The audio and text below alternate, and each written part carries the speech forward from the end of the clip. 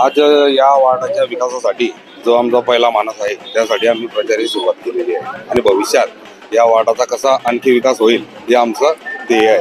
तो आपण भाजपमध्ये या ठिकाणी बंडखोरी करत आहात, अपक्ष उमेदवारी आपण करत आहात, संदर्भात काय सांगाल? आम्ही स्टँडिंग असताना जर आमचं तिकीट कापलं गेलंय तर आमचा हक्क आहे, आम्ही निवडणूक लढू असं म्हणून. आणि जनतेची इच्छा आहे की आम्ही नगरसेवक झाले पाहिजे म्हणून आम्ही जनतेसाठी आम्ही जनतेला म्हणजे जो मनामध्ये आम्ही आहे त्याच्यामुळे आम्ही ही निवडणूक लढवत आहोत. मतदारांना काय आवाहन करतो?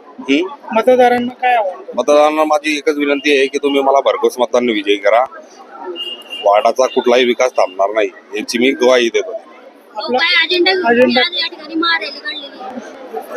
माझा अजेंडा असा आहे की वार्डासाठी जर परिपूर्ण नसलो तर पुढे मला तुम्ही संधी देऊ नका, पण ही संधी मला एक आणखी परत द्या.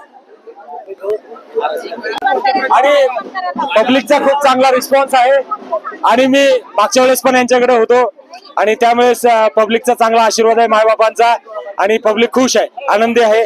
तुमच्या अंदाजामध्ये नाही माझं कसं आहे म्हणजे माझं असं झालं घेणं ना देणं खिशाला 2-2 पेनं, पण भाऊंचं काम बोलतंय ते कमी बोलतात पण काम करून दाखवतात. झुकेगा नाही साला.